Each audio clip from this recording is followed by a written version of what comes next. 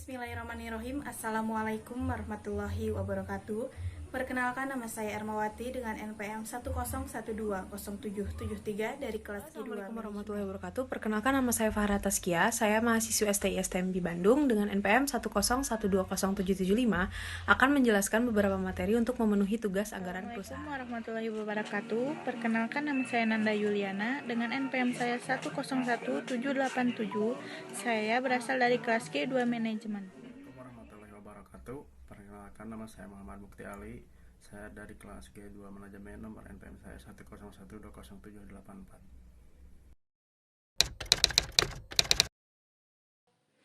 Untuk yang pertama ada anggaran penjualan. Anggaran penjualan sendiri atau sales budget adalah anggaran yang merencanakan secara lebih terperinci tentang penjualan perusahaan selama periode yang akan datang, yang di dalamnya meliputi rencana tentang jenis kualitas barang yang akan dijual, jumlah atau kuantitas, harga barang, waktu penjualan, serta tempat atau daerah penjualannya.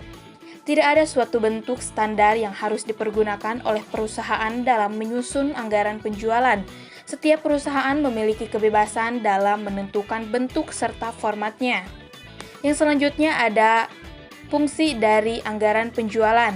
Yang pertama adalah pedoman kerja, yang kedua koordinasi kerja, yang ketiga evaluasi kerja bagi divisi pemasaran, yang keempat pedoman untuk membuat anggaran biaya pemasaran. Untuk yang selanjutnya ada konsep anggaran penjualan. Penyusunan konsep anggaran penjualan dapat dikatakan mencakup segala kegiatan di bidang penjualan.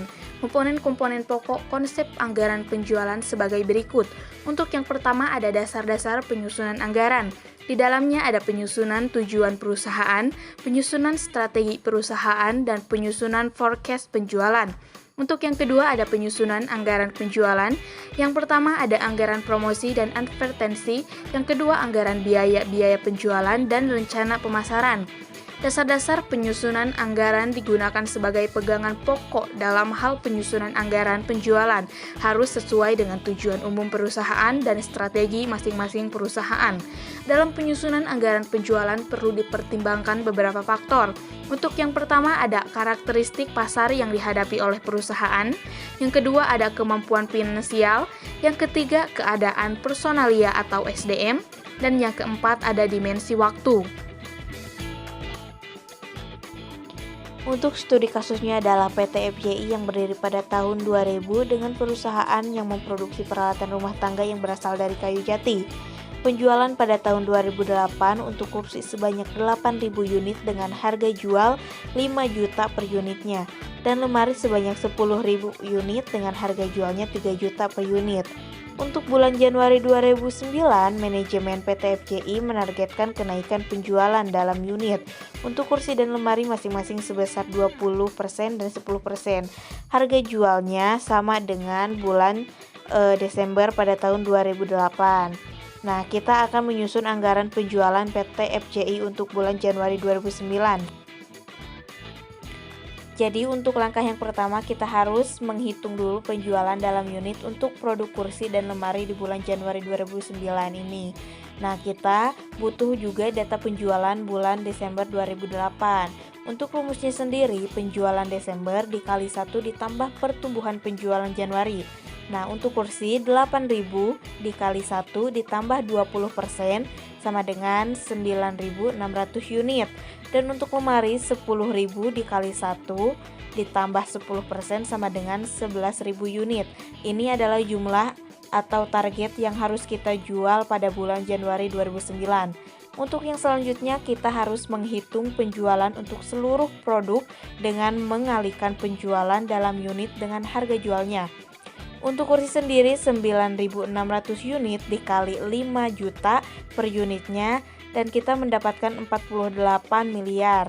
Dan untuk penjualan lemari 11.000 unit dikali 3 juta sama dengan 33 miliar. Kemudian kita masukkan hasil perhitungan ke dalam tabel anggaran penjualan. Nah, udah ada jadi. Sekian, terima kasih.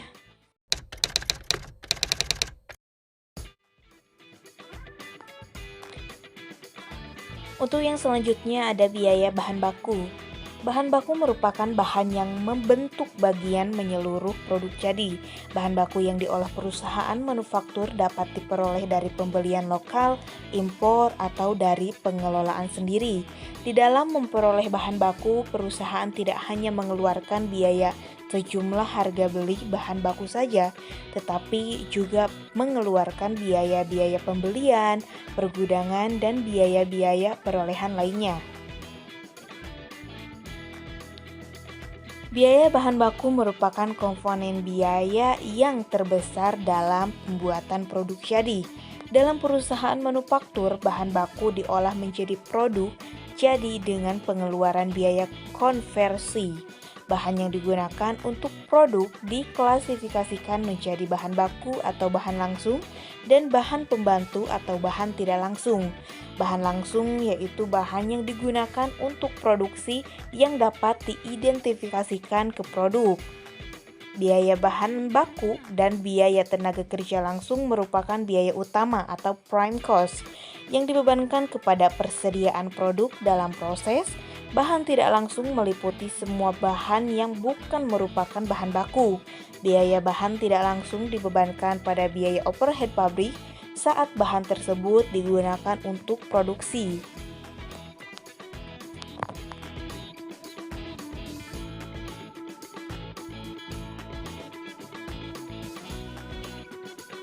Berikut ada contoh soal biaya bahan baku.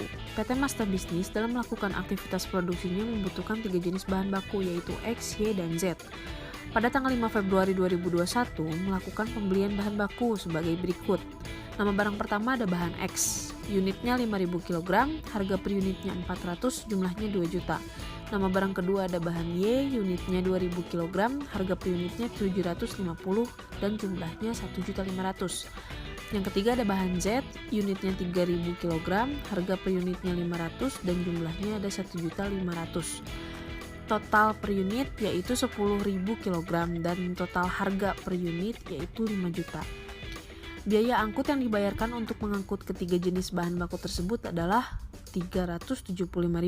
Dari data tersebut, buatlah suatu alokasi biaya angkut pada setiap jenis bahan jika pembebanan biaya angkut pembelian berdasarkan atas pertama, perbandingan kuantitas dan kedua, perbandingan harga faktur. Jawabannya, perbandingan kuantitas. Bahan X 5.000 per 10.000 dikali 375.000 sama dengan 187.500. Bahan Y 2.000 per 10.000 dikali 375.000 sama dengan 75.000. Bahan Z 3.000 per 10.000 dikali 375.000 sama dengan 112.500. Dan perbandingan bahan faktur yaitu bahan X 2 juta per 5 juta dikali 375.000 sama dengan 150.000. Bahan Y 1.500.000 per 5 juta dikali 375.000 sama dengan 112.500. Dan bahan Z 1.500.000 per 5 juta dikali 375.000 sama dengan 112.500.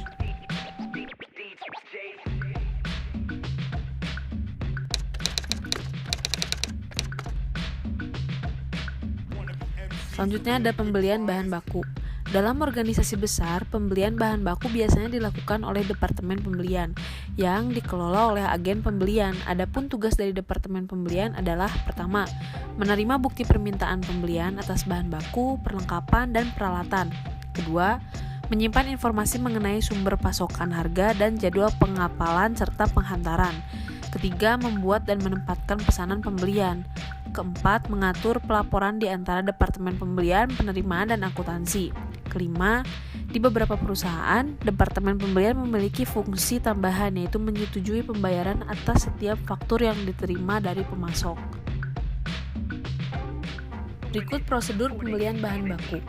Jika bahan baku di gudang sudah mencapai tingkat minimum pemesanan kembali atau reorder point, bagian gudang membuat surat permintaan pembelian atau purchase requisition untuk dikirimkan ke bagian pembelian. Berikut prosedur order pembelian. Pertama, ada bagian pembelian melaksanakan pembelian atas dasar surat permintaan pembelian dari bagian gudang.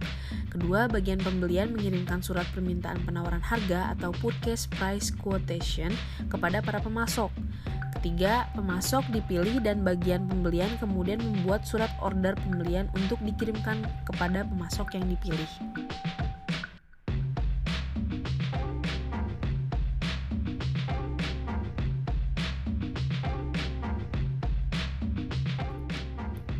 Contoh soal pembelian bahan baku. Luwak White Kopi merupakan produk baru dari kopi luwak produksi PT Jaya Prima Abadi dengan varian kopi paling anyar. Saat ini, guna memberikan kepuasan kepada penikmat kopi di Indonesia, perusahaan ini memproduksi minuman kopi bubuk dalam bentuk saset sebagai kemasannya, yang terdiri dari kopi instan yang disertai dengan krim nabati dan gula yang telah dipadukan menjadi satu dalam kemasan saset masing-masing berisi 20 gram. Untuk tahun 2021, perusahaan merencanakan akan memproduksi sebanyak 350.000 saset. Kebutuhan bahan baku yang digunakan dihitung menurut standar penggunaan bahan, standar usage rate atau SUR, per saset sebagai berikut. Dapat dilihat dari tabel di bawah, yaitu jenis bahan baku kopi instan, krimer, gula yang masing-masing jumlahnya 5 gram, 7 gram, dan 8 gram. Jumlah persediaan dan harga beli bahan baku adalah sebagai berikut. Dapat dilihat dari tabel di bawah ini. Semua produk dikerjakan melalui dua divisi bagian, yaitu bagian mixing atau pencampuran dan packaging pengepakan. Perhitungan penggunaan standar jam kerja, direct labor hours atau DLH, dan upah tenaga kerja tiap divisi atau bagian adalah sebagai berikut. Tentukan berdasarkan data di atas, saudara diminta untuk menyusun anggaran pembelian bahan baku untuk tahun 2022. Dan untuk jawabannya dapat dilihat di tabel berikut.